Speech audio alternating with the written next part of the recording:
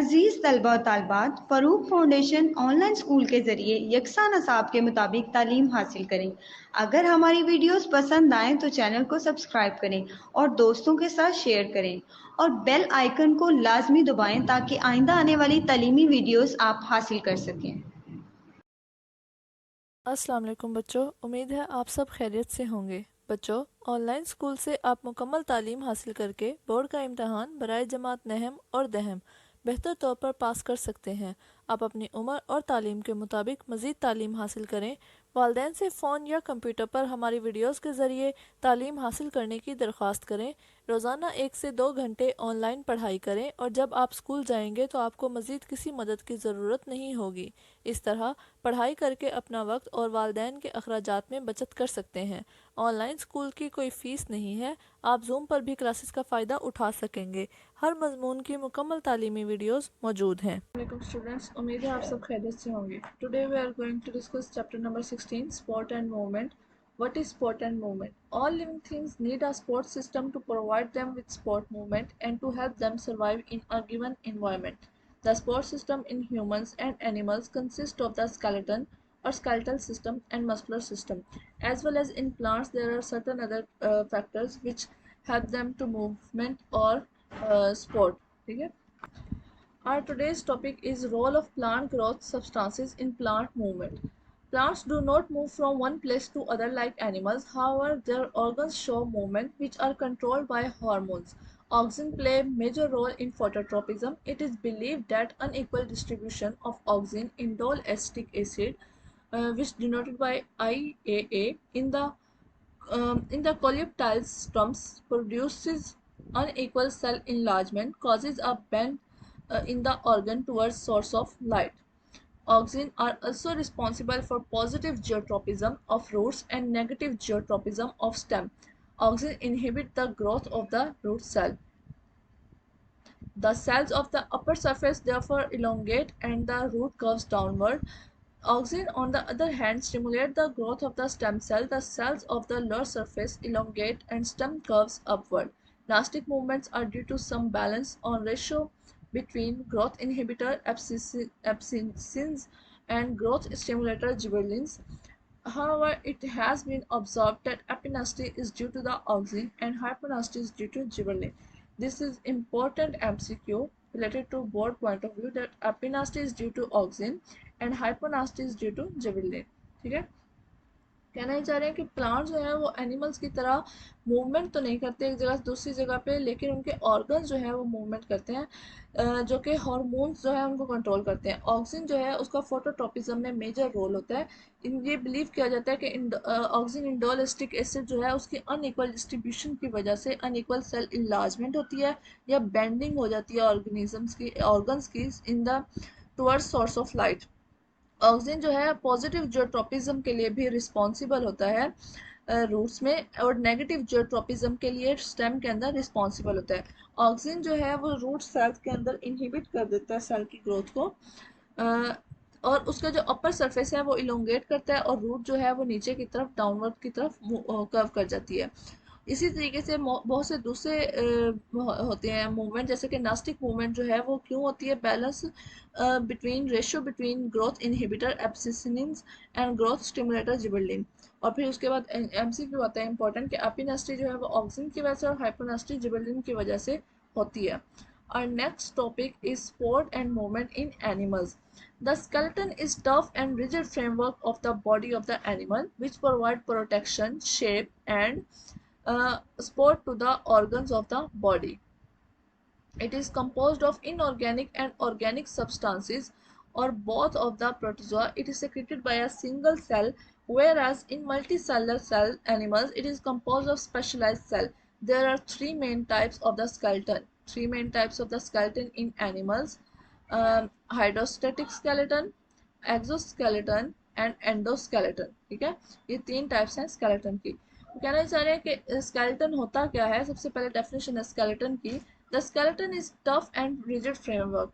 Skeleton एक सख्त और रिजिड किस्म का फ्रेमवर्क होता है, एक पूरा ढांचा होता है जिसमें एनिमल्स को क्या करते हैं, प्रोटेक्शन, शेप और सपोर्ट प्रोवाइड करते हैं अपने ऑर्गन्स को, बॉडी ऑर्गन्स को. ये किस चीज़ से मिलकर बना होता है? इनऑर्गेनिक एंड ऑर्गेनिक सब्सटेंसेस या दोनों से मिलकर बना होता है। प्रोटोजोआ में जो कि सिंगल सेल होता है वहाँ पर ये सिक्रेट होता है। इन मल्टीसेलर ऑर्गेनिज्म में स्पेशलाइज सेल से मिलकर बना होता है।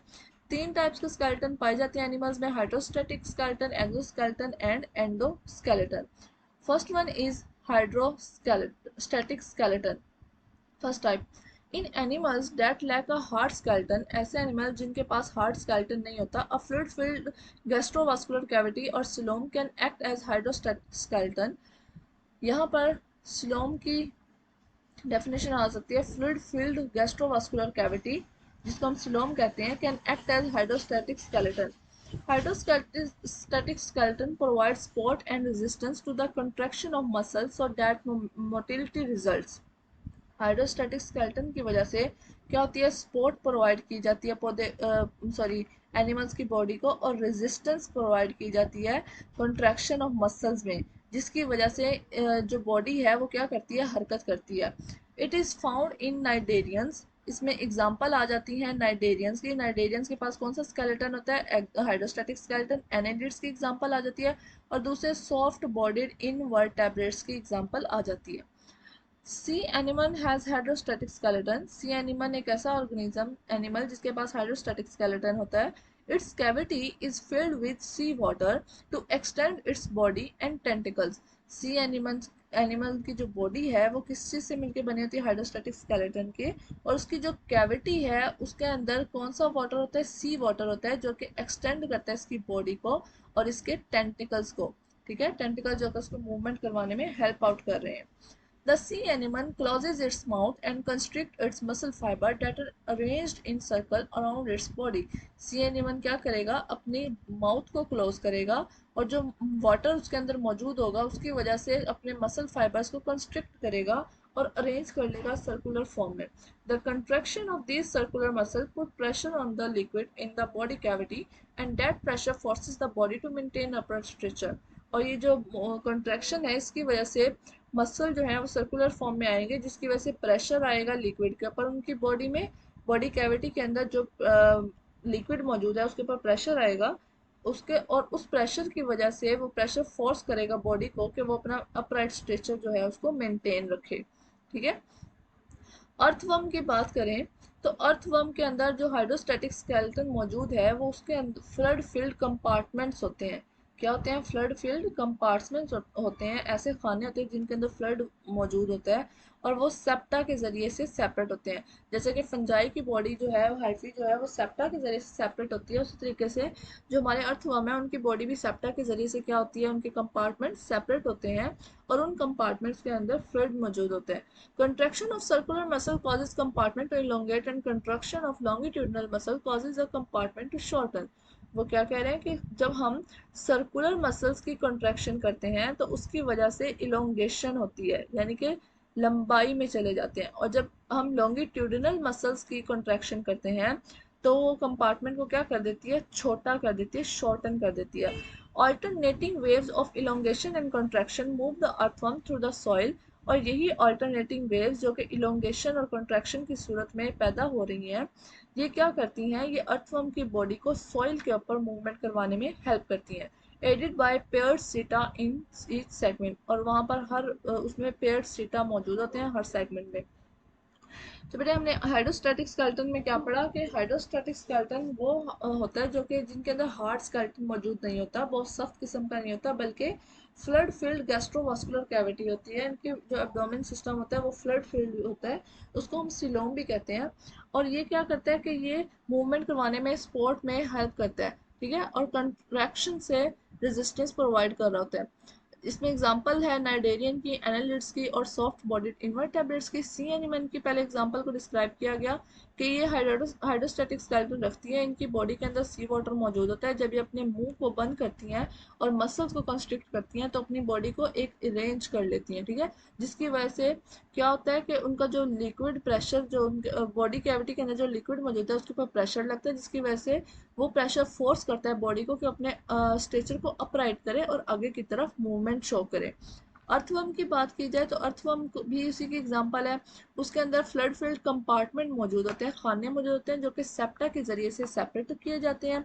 और जब हम सर्कुलर मसल्स की कॉन्ट्रैक्शन करते हैं तो वो इलोंगेशन और कॉन्ट्रैक्शन में हेल्प करते हैं, और जब इलोंगेशन और कॉन्ट्रैक्शन उसके बॉडी पार्ट्स की होती है, इसी वजह से अर्थवर्म जो है वो सॉइल के अंदर क्या करते हैं, मूवमेंट शो करते हैं। ठीक है, और नेक्स्ट टाइप इज एक्सोस्केलेटन।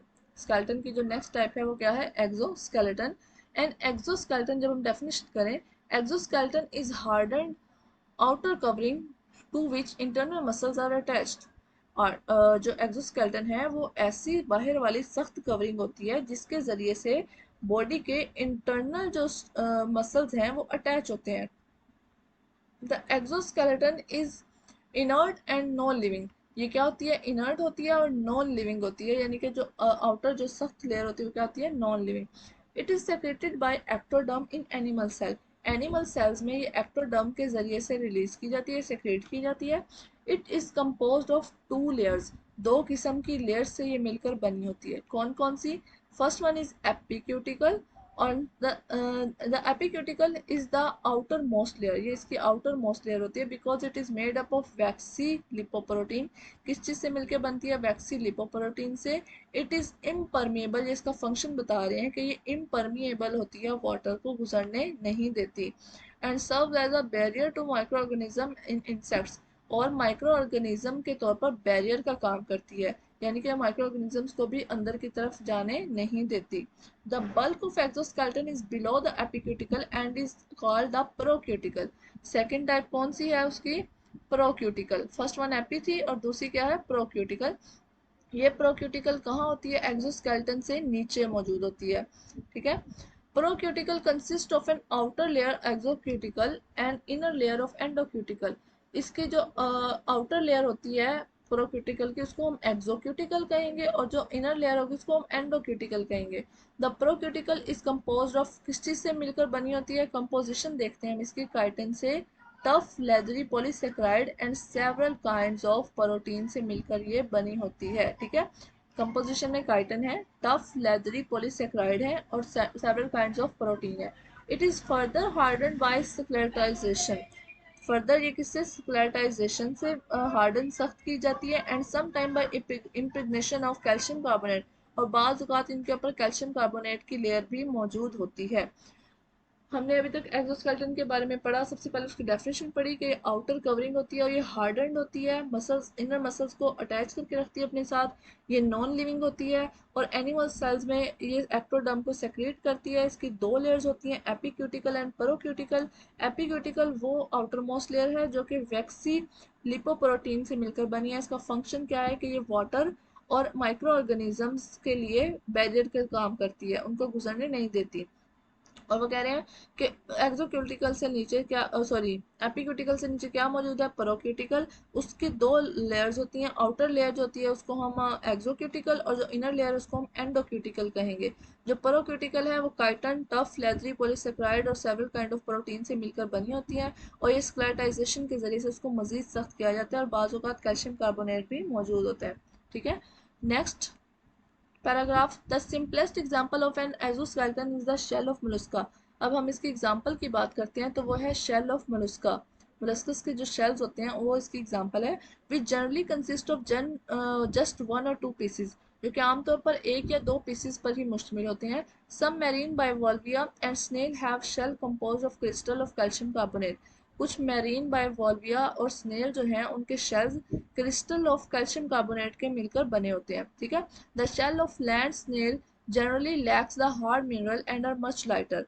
जो शेल है लैंड स्नेल के वो आम तौर पर lacks the hard mineral and are much lighter, वो ज़्यादा सख्त नहीं होते क्योंकि उनके अंदर हार्ड मिनरल मौजूद नहीं होता, और वो आम तौर पर लाइटर फॉर्म में होते हैं। Molluscan shell can grow as the animal grow and growth rings are apparent on the shell. Molluscs के जो शेल हैं वो जैसे जैसे एनिमल ग्रो करता है वैसे वैसे वो जो शेल है वो भी ग्रो करेगा, और उसके ऊपर ग्रोथ रिंग्स जो है वो बन जाते हैं। The soft part of the molluscan body have a hydrostatic skeleton as well, और जिसका सॉफ्ट पार्ट है वहाँ पर हाइड्रोस्टैटिक स्केलेटन मौजूद होता है। The most complex exoskeleton is found among the arthropod. और जो मोस्ट कॉम्प्लेक्स टाइप का एक्सोस्केलेटन है वो किन में मौजूद होता है, आर्थ्रोपोड्स में मौजूद होता है। आर्थ्रोपोड्स बेटा वो एनिमल्स जिनके बॉडी जो है सेगमेंटेड होती है, लाइक कॉकरोच, ठीक है, उनकी बॉडी क्या होती है, सेगमेंटेड होती है, मुख्तलिफ सेगमेंट्स होते हैं उनकी बॉडी के। The arthropods have made a variety of adaptation to allow them to live and grow within their exoskeleton. Arthropods क्या करते हैं, अपनी बॉडी को बहुत ज़्यादा अडेप्टेशन अपने ऑर्गेनिज्म के अंदर लेकर आते हैं और अलाउ करते हैं अपनी ऑर्गेनिज्म को कि वो अपने एक्सोस्केलेटन के अंदर ही लिव और ग्रो करे। Invagination of exoskeleton form film ridges and bars for muscle attachment. जो इन्वेजिनेशन है एक्सोस्केलेटन की, वो फिल्म रिजेस और बार्स बनाते हैं मसल अटैचमेंट के लिए। अनदर मॉडिफिकेशन ऑफ एक्सोस्केलेटन, अब दूसरी मॉडिफिकेशन क्या है एक्सोस्केलेटन की, is the formation of joints, कि वो जॉइंट्स बनाते हैं। The exoskeleton are thin, exoskeleton जो है वो थिन होते हैं। एक्सोस्केलेटन जो है वो थिन होंगे, सॉफ्ट होंगे और फ्लेक्सिबल होंगे जॉइंट्स पर। कंसिक्वेंटली जॉइंट मोर मूव वेरी इजीली, जिसकी वजह से जॉइंट्स जो हैं वो इजीली मूव करते हैं। आपने देखा होगा कि आर्थ्रोपोड्स वो होते हैं जो कि जिनके अंदर जॉइंट्स बहुत ज़्यादा होते हैं, सेगमेंट्स होते हैं, तो वो बहुत इजीली मूव कर रहे होते हैं। Other modifications of exoskeleton include sensory receptor called sensilla. और दूसरी मॉडिफिकेशन उन्होंने अपने अंदर क्या की, उन्होंने अपने अंदर सेंसरी रिसेप्टर को प्रोड्यूस किया जिसका क्या नाम था, sensilla, that are in the form of bristles, जो कि किस फॉर्म में होते हैं, ब्रिसल्स की फॉर्म में होते हैं ये जो सेंसिला होते हैं। And lenses are the modification of the exoskeleton that that permit gaseous exchange. अब वो जो सेंसिला उन्होंने किया वो ब्रिसल्स की फॉर्म में थे और लेंसेज जो थी उस फॉर्म में। और एक और मॉडिफिकेशन उन्होंने की कि वो अपनी गैसियस एक्सचेंज को करने में हेल्प करते हैं, वहाँ पर उन्होंने मॉडिफिकेशन की। तो बेटा अगर हमने यहाँ पर जो एग्जांपल्स पढ़ी हैं, इन एग्जांपल्स में अगर हम देखें तो सबसे पहले हमने मोलस्कस शेल की बात की कि वो मैरीन बायो, दो पीसेज होते हैं, एक या दो पीसेज मैरीन बायोवॉल्विया और स्नेल जो है उनके अंदर क्रिस्टल ऑफ कैल्शियम कार्बोनेट मौजूद होते हैं। ये हार्ड मिनरल उनके अंदर ज़्यादा मौजूद नहीं होता, जिसकी वजह से वो लाइटर फॉर्म में होते हैं। और जो मोलस्कन होते हैं अपने एनिमल को ग्रो करवाने में, मतलब कहते हैं कि ग्रो करें, और जैसे जैसे वो ग्रो करेंगे वैसे वैसे उसका शेल भी ग्रो करेगा, ठीक है। और नेक्स्ट एग्जांपल थी हमारे पास आर्थ्रोपोड्स की। आर्थ्रोपोड्स वो एनिमल जिनके अंदर जॉइंटी स्केलेटन होता है, जिनका रिजेस होती हैं, बार्स होते हैं मसल अटैचमेंट के लिए, तो ये सख्त होते हैं इनके जो होते हैं, ठीक है। और इनका जो एक्सोस्केलेटन है वो जॉइंट से मिलकर बना होता है, थिन होता है, सॉफ्ट होता है, फ्लेक्सिबल होता है जॉइंट्स के पास से, ताकि वो इजीली मूव कर सके। और उसके बाद उनके अंदर कुछ मॉडिफिकेशन करते हैं वो। पहले नंबर पे वो मॉडिफिकेशन क्या थी, पहले उन्होंने मॉडिफिकेशन उन्होंने क्या की कि उन्होंने अपने जॉइंट्स के ऊपर फ्लेक्सिबल थिन कवरिंग रखी स्केलेटन की। दूसरी थी कि सेंसरी रिसेप्टर उन्होंने यानी कि सेंसिला को अपने अंदर मॉडिफाई कर लिया, ब्रिसल्स की फॉर्म में और लेंसेज की फॉर्म में होते हैं। और दूसरे नंबर पे उन्होंने क्या की कि वो गैशियस एक्सचेंज को भी करने में हेल्प आउट करते हैं उनका जो बॉडी है। The exoskeleton in arthropod protect the animal against their enemies and rough environment. जो एक्सोस्केलेटन है आर्थ्रोपोड का वो प्रोटेक्ट करता है एनिमल को अगेंस्ट देयर एनिमीज, उसके दुश्मनों के खिलाफ, एंड रफ इन्वायरमेंट, और बाहर के जो रफ इन्वायरमेंट है उसके खिलाफ क्या करता है, प्रोटेक्ट करता है। इट ऑल्सो प्रोटेक्ट दम फ्रॉम ड्राइंग, और ये उसके अलावा उनको खुश्क माहौल से भी बचाता है, ठीक है। However, it has one disadvantage. ये अक्सर क्वेश्चन पूछ लिया जाता है पेपर में कि डिसएडवांटेज क्या है आर्थ्रोपोड के एक्सोस्केलेटन का, and that is animals can not grow larger, और वो ये है कि एनिमल जो है वो बहुत ज़्यादा बड़ा नहीं हो सकता, लार्जर नहीं हो सकता। The animal therefore need to shed its exoskeleton periodically and replace it with one of the larger size. This process is known as ecdysis or molting. Definition अक्सर पूछी जाती है पेपर में, मोस्ट इंपॉर्टेंटली एक्डाइसिस और moulting की। What is ecdysis और moulting, तो आप ये कहेंगे कि ऐसे एनिमल जिनके अंदर एक्सोस्केलेटन मौजूद होता है तो उनका डिसएडवांटेज ये होता है कि वो उस एक्सोस्केलेटन की वजह से बहुत ज़्यादा बड़े नहीं हो पा रहे होते, तो उन्हें क्या करना पड़ता है, पीरियोडिकली वक्त के साथ साथ अपने उस जो एक्सोस्केलेटन है उसको शेड करना पड़ता है, उसको उतारना पड़ता है या उसको रिप्लेस करना पड़ता है, जिसकी वजह से उसका साइज जो है वो बढ़ने में हेल्प आउट करता है, और इस प्रोसेस को हम एक्डाइसिस या माउल्टिंग करते हैं, ठीक है। अब ये जो एक्डाइसिस और माउल्टिंग है इसको 4 स्टेजेस में डिवाइड किया गया है, ठीक है। वो 4 स्टेजेस कौन सी हैं, first one, enzyme secreted from hypodermal gland. Enzyme कहाँ से सेक्रेट होते हैं, हाइपोडर्मल ग्लैंड से सेक्रेट होते हैं। Being digested the old endocuticle, और वो क्या करते हैं, ओल्ड एंडोक्यूटिकल को डाइजेस्ट कर लेते हैं। This digestion separate hypodermis and the exoskeleton, और ये डाइजेशन सेपरेट करती है हाइपोडर्मस और एंडोस्केलेटन को। ठीक है। एक्डाइसिस कैसे होगी कि एंजाइम सेक्रेट किए जाएंगे हाइपोडर्मिक ग्लैंड से और वो क्या करेंगे, ओल्ड एंडोक्यूटिकल को डाइजेस्ट कर लेंगे और न्यू एंडोक्यूटिकल, न्यू मतलब कि कवरिंग आ जाएगी। The old endoskeleton split and pores are form. जब ओल्ड एंडोस्केलेटन जो है वो स्प्लिट करता है, टूटता है, तो पोर्स बन जाते हैं। ठीक है। Third one, the digestion of endocuticle is followed by the secretion of new procuticle and epicuticle. जब पुराने वाली एंडोक्यूटिकल की डाइजेशन होती है तो क्या होता है कि न्यू प्रोक्यूटिकल और एपिक्यूटिकल बनती हैं। And the fourth and last step is finally the new exoskeleton is hardened by deposition of calcium carbonate। जो नया बनने वाला जो एक्सोस्केलेटन है वो हार्डन होगा, सख्त होगा, किस वजह से, कैल्शियम कार्बोनेट की डेपोजिशन की वजह से।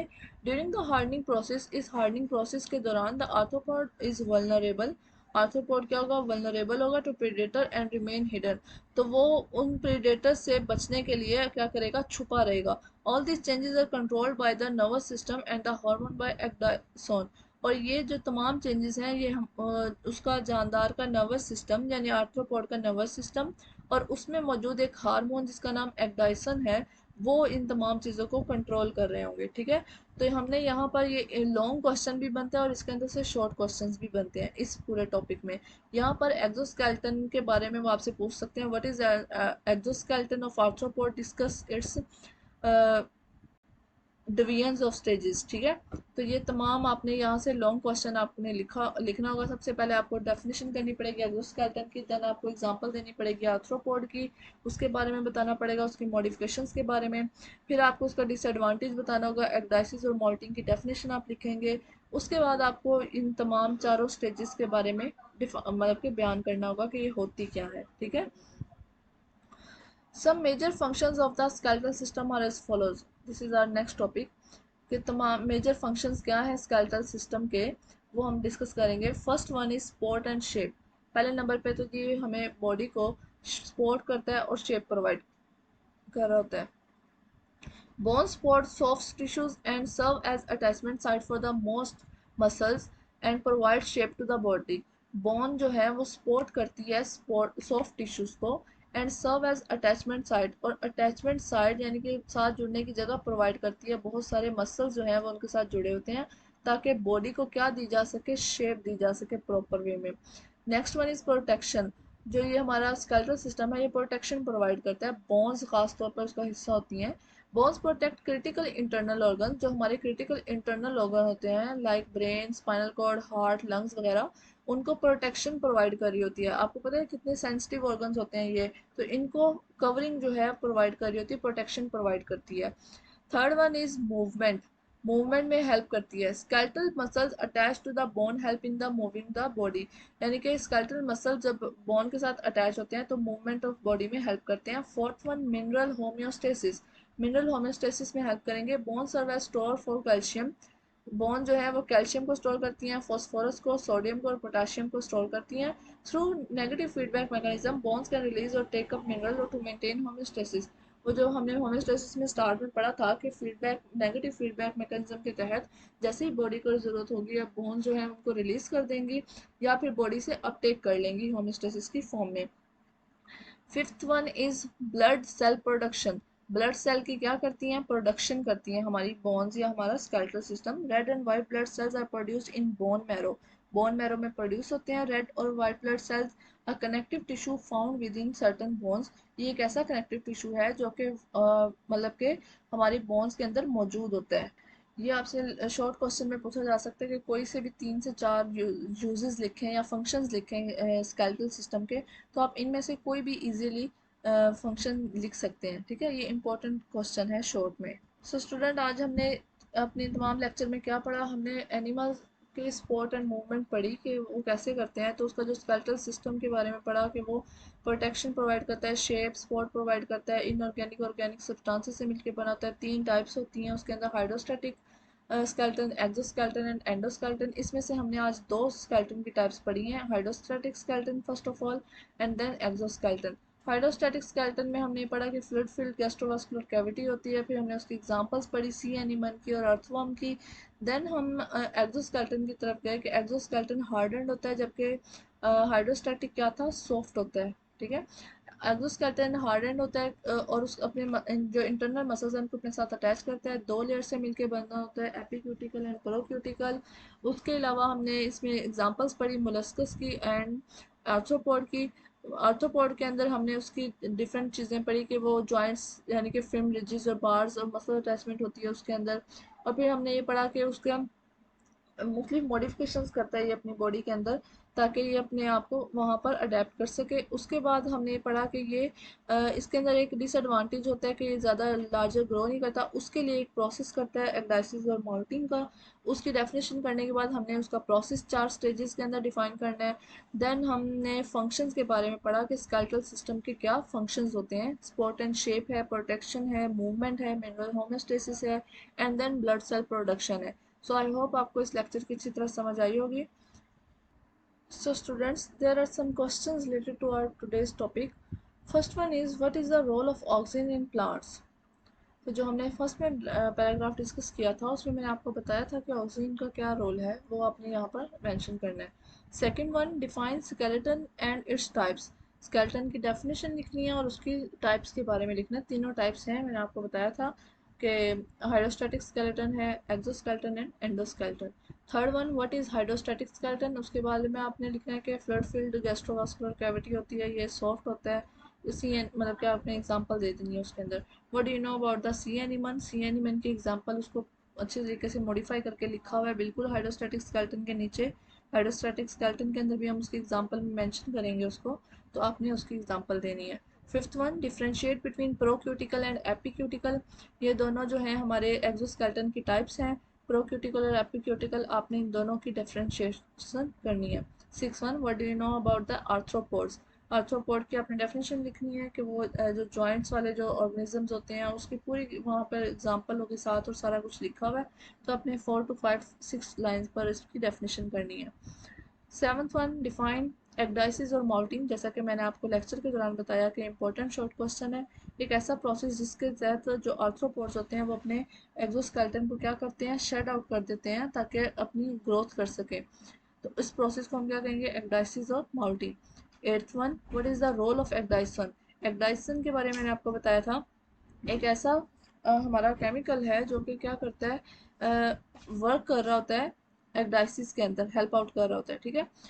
Ninth one, right any three functions of skeletal system. जैसा कि मैंने आपको पहले बताया कि जो हमारे जितने भी हमने फंक्शंस पढ़े हैं, important function, support and movement है, हमारी प्रोटेक्शन है, उसके बाद मूवमेंट है, ये तमाम के तमाम फंक्शन आप इसमें से कोई भी थ्री फंक्शंस जो हैं आप इसमें स्केलेटल सिस्टम वाले में लिख सकते हैं। सो बेटे आई होप आपको इस लेक्चर की अच्छी तरह समझ आई होगी। इंशाल्लाह नेक्स्ट लेक्चर में फिर मिलेंगे। थैंक यू, अल्लाह हाफिज़।